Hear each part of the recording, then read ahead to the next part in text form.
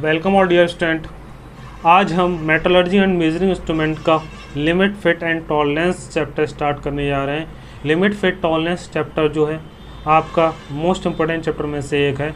इसमें हम limit fit tolerance के बारे में पढ़ने से पहले कुछ टर्म्स के बारे में पढ़ेंगे जो आपकी यूज़ होती हैं। बेसिक साइज के बारे में पढ़ते हैं। हम पहले बेसिक साइज क्या होता है। बेसिक साइज वह साइज होता है जिस साइज का आपको कोई भी ऑब्जेक्ट तैयार कराना होता है। अगर मान लो किसी इंडस्ट्री में आपको 20 mm व्यास की कोई शाफ्ट तैयार करानी है तो वह व्यास का कहलाएगा, उसका बेसिक साइज कहलाएगा। ठीक है, बेसिक साइज क्या होता है, जिस डायमेंशन की आपको कोई वस्तु तैयार करानी होती है वो उसका साइज क्या कहलाता है, बेसिक साइज। होल और शाफ्ट देखते हैं। होल क्या होता है, ऐसा ऑब्जेक्ट जिसका अंदर का हिस्सा कैसा हो, खोखला हो, वो क्या कहलाएगा, होल कहलाएगा। और शाफ्ट क्या कहलाएगा, ऐसा ऑब्जेक्ट जिसका क्या है, कोई भी डी व्यास क्या हो, सॉलिड हो, वो क्या कहलाता है, शाफ्ट कहलाता है। नॉर्मली हम शाफ्ट और होलो क्या करते हैं, असेंबल करके आपस में जोड़ते हैं। तो हम शाफ्ट समझ गए क्या होता है, होलो क्या होता है समझ गए, बेसिक साइज समझ गए। अब इसके बाद हम जो टर्म्स ये वाली हैं वो आगे यूज़ होंगी इसलिए बताया था। ठीक है, अब आगे देखते हैं इंटरचेंजेबिलिटी क्या होता है।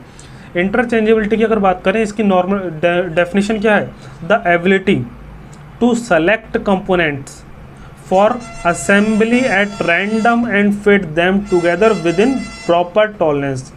इसका मतलब क्या है, the ability to select component for assembly मतलब अगर मान लो कहीं पर भी आपको इंडस्ट्री में कोई भी वर्क करना होता है तो कई बार क्या होता है, किसी भी मशीन का कोई कंपोनेंट टूट गया तो उसे आपको क्या करना पड़ेगा, रिप्लेसमेंट करना पड़ेगा उसका। तो आपको जस्ट उसका रिप्लेसमेंट चाहिए होता है, एक टूल ऐसा चाहिए होता है जस्ट उसके जगह वो काम कर सके। तो वो क्या एक तरह से इंटरचेंजेबिलिटी, मतलब एक अगर चीज़ बेकार हो गई तो जस्ट सिमिलर उसके हमें क्या होना चाहिए, दूसरा चीज़ तैयार होना चाहिए।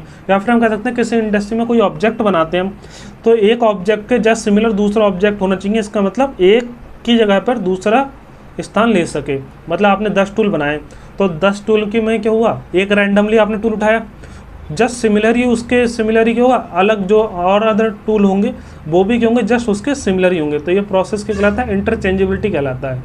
इंटरचेंजेबिलिटी का हम नॉर्मली इंडस्ट्रीज़ में यूज़ करते हैं। क्या होता है, कई बार हम वर्क कर रहे हैं कहीं पर तो मशीन का कोई पार्ट टूट गया, तो अगर इंटरचेंजेबिलिटी प्रोसेस हम उस पर फॉलो कर रहे हैं तो जो टूल उसके जगह पर हमने पहले से अगर बना के रखा होगा, जो अगर मान लो कोई कंडीशन में टूल टूट जाता है तो वो टूल अगर उसकी जगह लग गया तो ये प्रोसेस क्या कहलाएगा, इंटरचेंजेबिलिटी। मतलब एक टूल दूसरे टूल की जगह ले ले, वो क्या कहलाता है, इंटरचेंजेबिलिटी कहलाता है।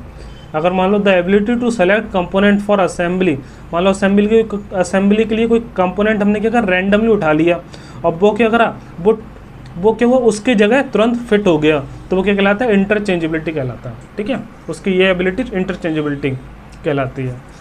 अब इसके बाद देखते हैं क्या है। अब इसके बाद हमारा स्टार्ट होता है लिमिट क्या है। तो इस चैप्टर की मोस्ट इम्पोर्टेंट डेफिनेशन में एक है लिमिट।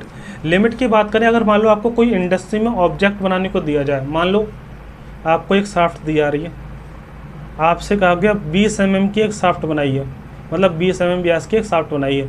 तो आपको पता है अगर मान लो आप 10 चीज़ें बनाते हैं तो हर एक चीज़ मतलब हर एक वस्तु या ऑब्जेक्ट दूसरे वाले ऑब्जेक्ट से 99% क्या होता है, सिमिलर होता है। 99.99% तो सिमिलर होता है, लेकिन 0.01% चांस होते हैं उसमें कोई सी एक छोटी सी भी डायमेंशन क्यों अलग हो जाए। कई बार देखो आपने ऑब्जेक्ट बनाते हैं, किसी में क्या होता है, चूड़ी जो होती है, अगर मान लो कहीं पे थ्रेडिंग बना रहे हैं तो चूड़ी किसी पे आगे जाकर रुकती है, किसी पे थोड़े पहले रुक जाती है। तो क्या कह सकते हैं हम, कोई भी जब हम ऑब्जेक्ट बनाते हैं तो उसमें 99.9% तो क्या होती है, सिमिलर होता है, लेकिन 0.01% क्या आ जाता है, डिफरेंस आ जाता है बनाने में।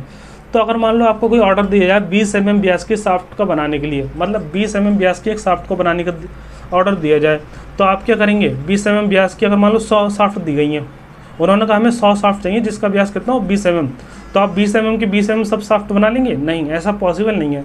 तो उसके लिए हम क्या करते हैं, एक लिमिट यूज़ करते हैं। इंडस्ट्रीज में एक लिमिट यूज़ करी जाती है इसकी जगह पे। लिमिट क्या होती है, इसमें लिमिट ये बताती है कि कितने लिमिट तक, जिससे आपको मान लो किसी को टूल चाहिए तो उसे किस लिमिट तक टूल एक्सेप्टेबल है। मतलब अगर मान लो हमारा 0.05% या 0.05 mm क्या हो गया, ज़्यादा हो गया टूल में कोई डायमीटर, तो वो एक्सेप्टेबल है नहीं है, तो वो हम एक लिमिट के अंदर बांध लेते हैं। मान लिया जो उसे टूल चाहिए 20 mm का या ऑब्जेक्ट चाहिए 20 mm का, तो हमने क्या करा, 20 mm के स्थान पर इसके बीच में कोई लिमिट होगी तब भी 20 mm के स्थान पे वो काम कर जाएगा। मतलब हमने एक लिमिट में बांध लिया कि इतने से इतने लिमिट तक क्या होगा, अगर टूल हम तैयार करते हैं तो वो एक्सेप्टेबल होगा, लेकिन इससे अगर बाहर होगा तो वो एक्सेप्टेबल नहीं होगा। तो हमने इसका मतलब क्योंकि मैक्सिमम लिमिट होगी 20 + 0.05 मतलब 20.005, ठीक है, और माइनस मिनिमम लिमिट कितनी हो जाएगी 19.95 हो जाएगी। तो अगर 19.95 से मतलब मिनिमम लिमिट 19.95, मैक्सिमम लिमिट 20.05, इसके बीच में अगर कोई भी टूल तैयार होता है हमारा 20 mm का टूल बनाते समय, तो वो टूल क्या होगा, एक्सेप्टेबल होगा, मतलब जिसने ऑर्डर दिया वो टूल ले लेगा। इसका मतलब ये होता है। तो कोई भी टूल बनाते समय एक लिमिट को हम निर्धारित कर लेते हैं, जिससे जब टूल बनाएं तो उसकी डायमेंशन में अगर थोड़ा बहुत चेंज आए तो इतनी अगर रेंज के बीच में होगा तो वो टूल एक्सेप्टेबल होगा, अदरवाइज वो क्या होगा, बेकार होगा वो टूल। ठीक है, समझिए आगे कब का। अगर हम बात करें लिमिट क्या होता है, the term limit of size refer to the two extreme permissible size for a dimension of a part between which the actual size should lie. मतलब किसी भी शाफ्ट की दो एक्सट्रीम कंडीशंस के बीच में कोई साइज लाई करता हो तो वो क्या कहलाती है, कंडीशन लिमिट कहलाती है। तो हम लिमिट एक निर्धारित कर देते हैं, जिससे अगर मान लो कोई ऑब्जेक्ट बना रहे हैं तो वो ऑब्जेक्ट उसी कंडीशन के बीच में हो, तो जिस कंडीशन बीच में होगा उस कंडीशन कहेंगे लिमिट उसकी। ठीक है, तो मैक्सिमम लिमिट इसकी कितनी हो जाएगी, मैक्सिमम लिमिट कह सकते हैं या फिर अपर लिमिट। अपर लिमिट हो जाएगी 20 + 0.05, 20.05 आ जाएगा। इसी तरह से अगर बात करें मिनिमम लिमिट की, तो मिनिमम लिमिट क्या होगी, अगर माइनस कर दें इसमें 0.05 तो 19.95 आ जाएगा लोअर लिमिट। ठीक है, अगर बात करें हम टॉलरेंस की, क्या होता है टॉलरेंस की, अगर हम बात करें तो टॉलरेंस जो होता है मैक्सिमम लिमिट और लोअर लिमिट, मतलब अपर लिमिट और लोअर लिमिट का जो डिफरेंस होगा उसे हम क्या कहेंगे, टॉलरेंस कहेंगे।